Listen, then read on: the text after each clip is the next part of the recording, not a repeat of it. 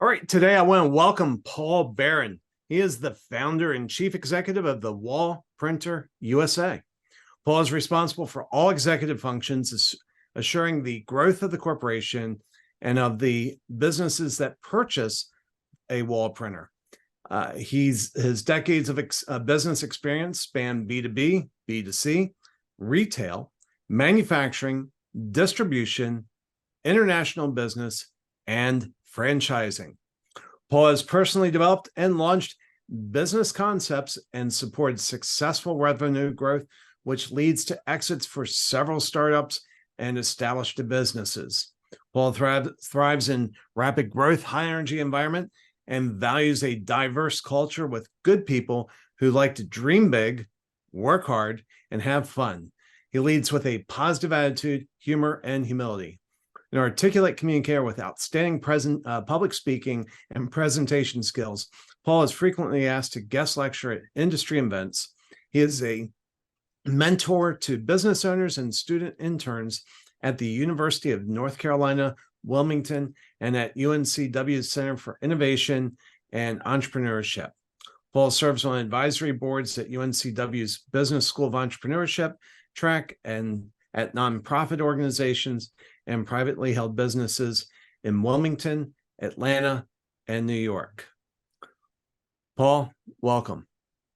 Thank you for that introduction. I think that was more than a mouthful that the audience probably didn't need to digest, but I appreciate that. And that Paul sounds like a great guy. All right, let's have a nice talk. Yeah.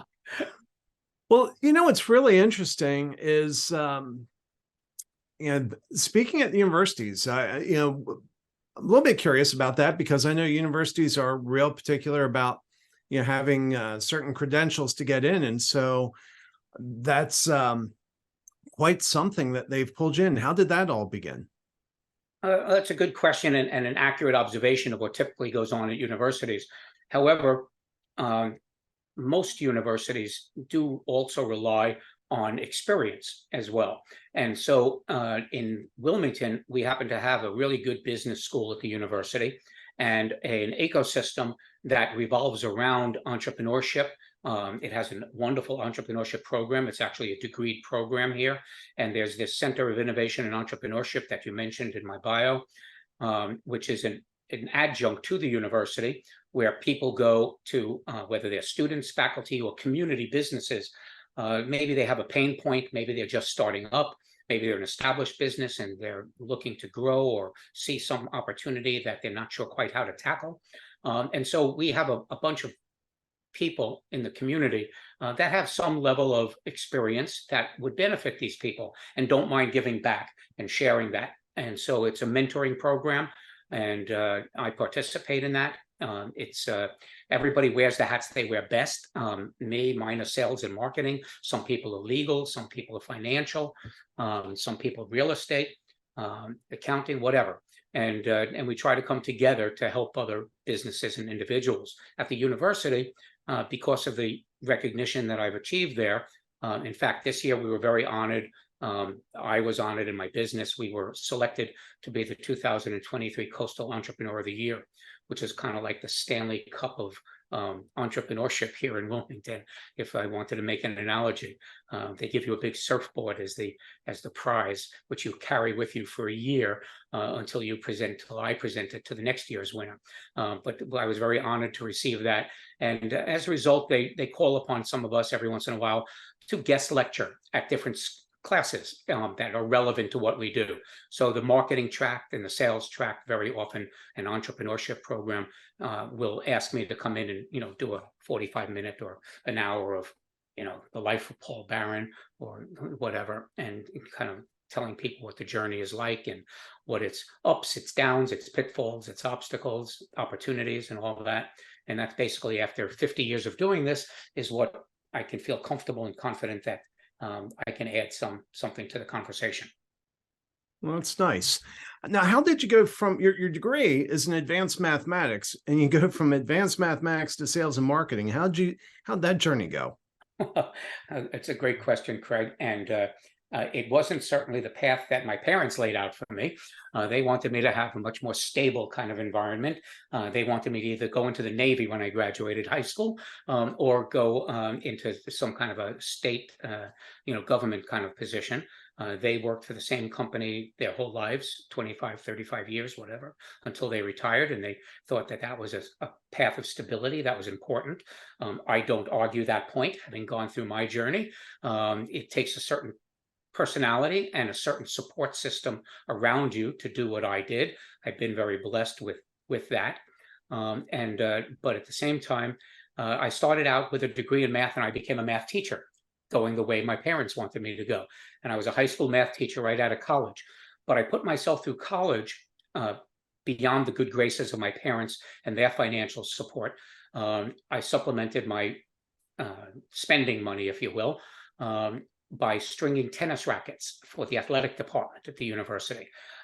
It was an activity. I'm a tennis player and still competitive now at the age of 72. I can still play singles and doubles.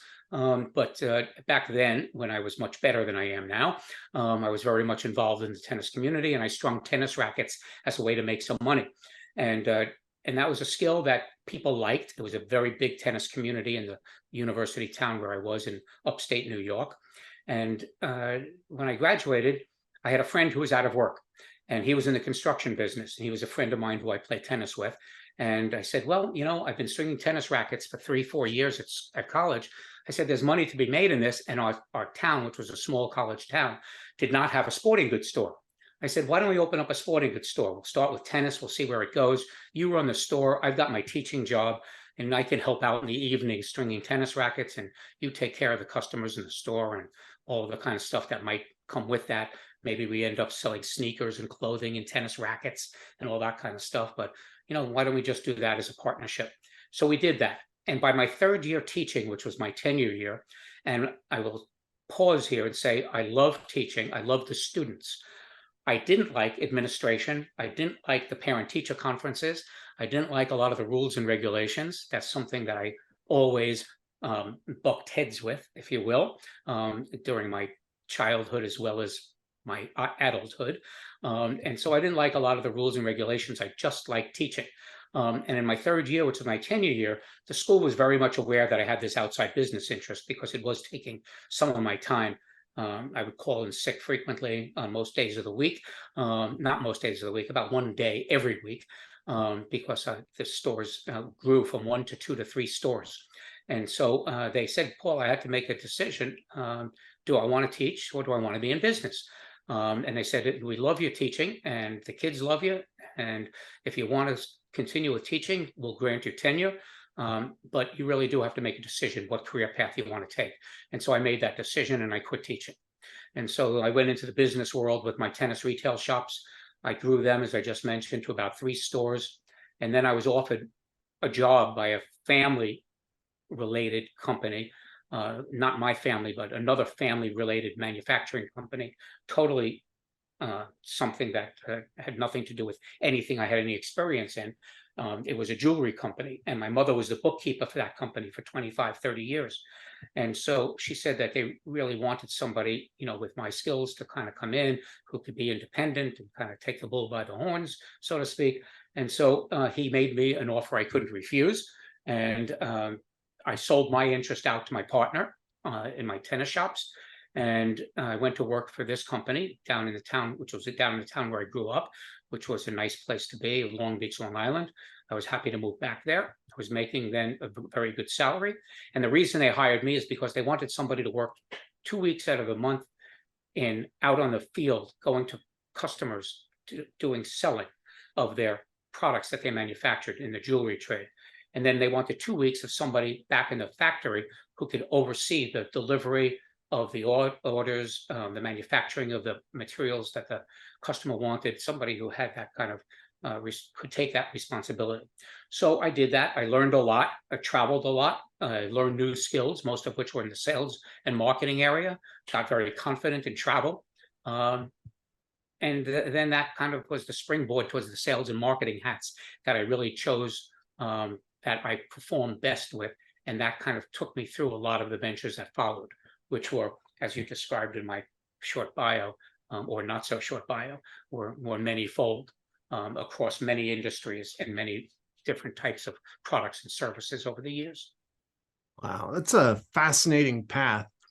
I don't know anything about tennis, but it was funny. I was talking to somebody one day from the UK, and he was talking about tennis, and I said, I think my neighbor does something with tennis. I don't know what. He said, really? What's your neighbor's name? And so it's Craig O'Shaughnessy. And he said, oh, my entire business is based off his methodology. And it's funny. I mean, the guy lives, 100 feet from my house, talk to him all the time, but didn't realize that he's kind of an icon in tennis. Another chapter of It's a Small World. Yeah. Yeah.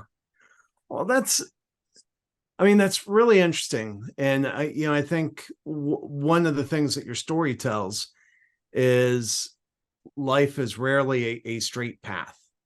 We set off in a direction, and sometimes it takes a few turns.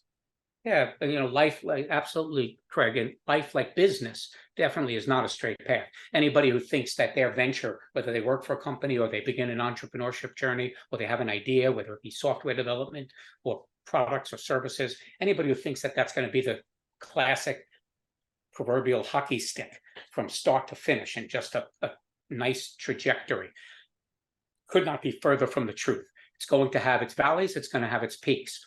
And knowing how to pivot, when to pivot, or realizing that perhaps you've gone the wrong way, like the old Yogi Berra expression, when you get to a fork in the road, take it.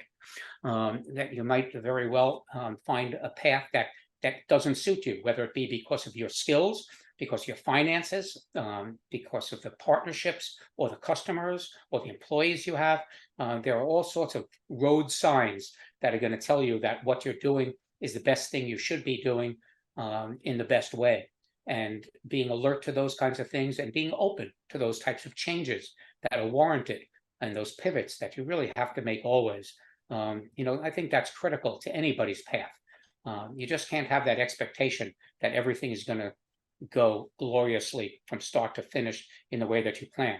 Everything I've done, and I've had over 20 businesses and or worked for companies because I always got to points where I didn't know what I didn't know. And I wanted to learn how I could do something better or different. And I take a job with a company that I thought could offer me those skills and that experience. And then eventually I would find out always that I didn't like some of the things that company was doing or the opportunities it offered. And then I would move over to my own business and doing it the way I thought I should do it. And that wasn't necessarily right, wrong, successful or not successful. I was in the restaurant business, 12 years in New York, very successful restaurant. I'm proud to say this was a restaurant I founded in 1979. So now it's 44 years later. That restaurant is still open today. Very rare in the restaurant business. Wonderful experience. I had a great partnership. I was in that for about 12 years. And then I moved to Florida because my parents retired and moved to Florida, and I wanted to play tennis more. So I moved to Florida to follow them. And then I had to say, well, what does Paul want to do when he grows up now that he's in Florida? Because my partner was really the food guy, the restaurant guy. He was running the show. I was kind of a behind the scenes person involved in that. But all the money I made in 12 years in New York when I sold out to my partner, I lost in 1 year in Florida, opening up a restaurant on my own and really not doing the proper market research, not being involved with the right partners, all of which I thoroughly did correctly in New York. I did not do in Florida. And that was what I call a learning experience. I don't look at those things as failures. I look at them as again, road signs telling you that there's something you should or should not be doing. And again, that was a great pivot point in my life. I was actually driven into bankruptcy at the time. But it's not how many times you fall down, it's how many you get up. And I actually went back to my math roots at that time because a friend of mine had a problem that I was able to solve. I developed a little software application, and that turned out to be a success. And Paul was back again.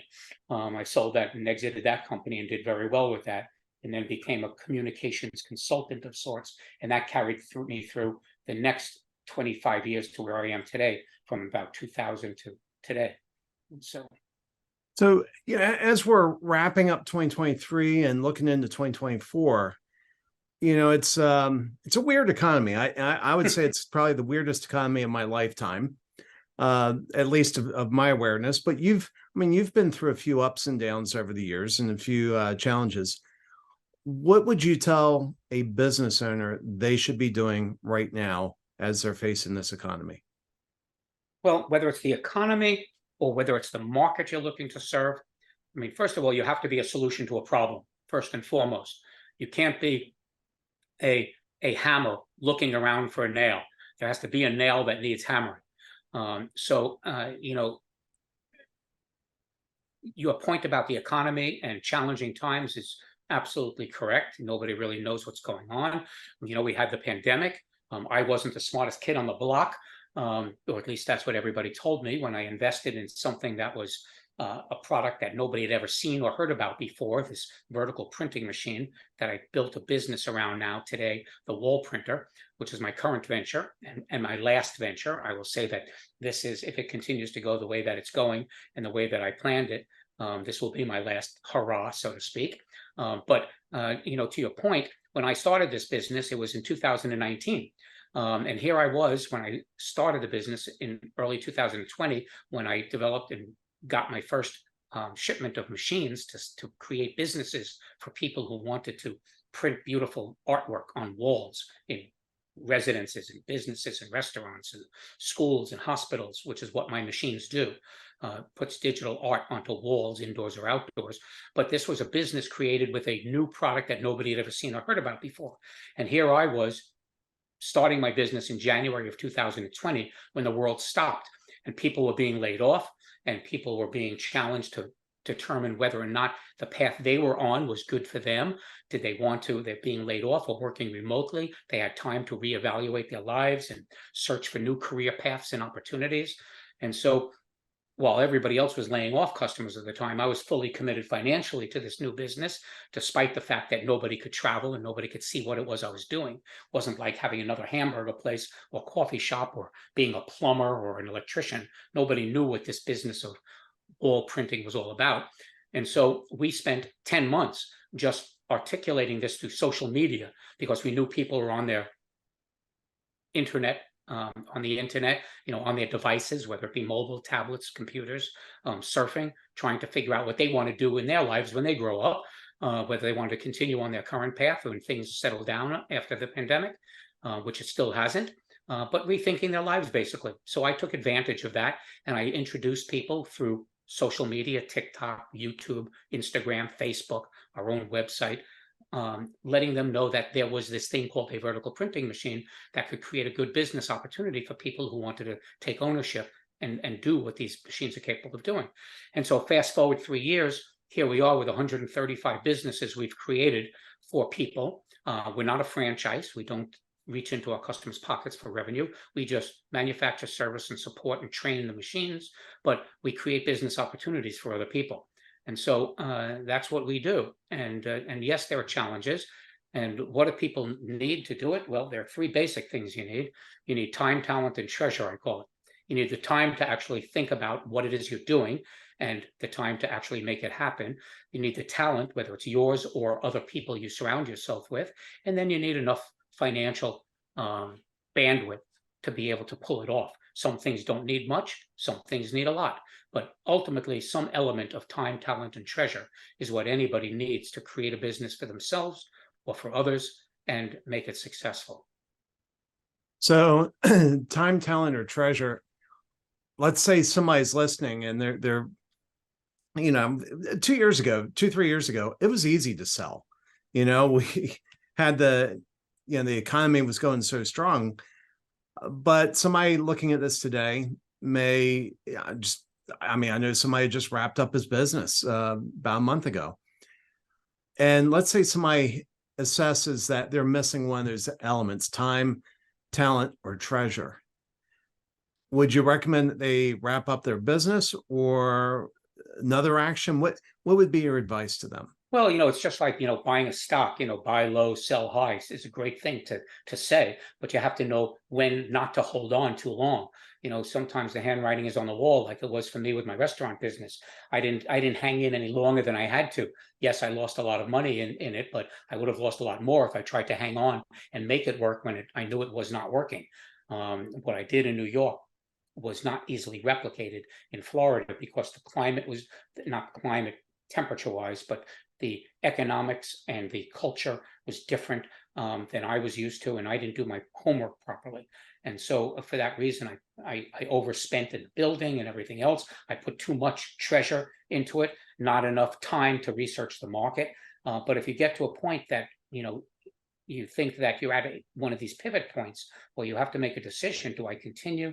Do I pivot? Do I engage somebody else who perhaps has the talent that I don't have? Because sometimes you reach a point where you realize what you need. Sometimes it's a partner, sometimes it's an investor, sometimes it's an employee. You know, I've been listening lately, Craig, to a lot of Jimmy Buffett since he passed away recently. And I don't know that there's an entrepreneur any better or any more noteworthy than he was to build the empire he did with a guy that really could only play so-so guitar.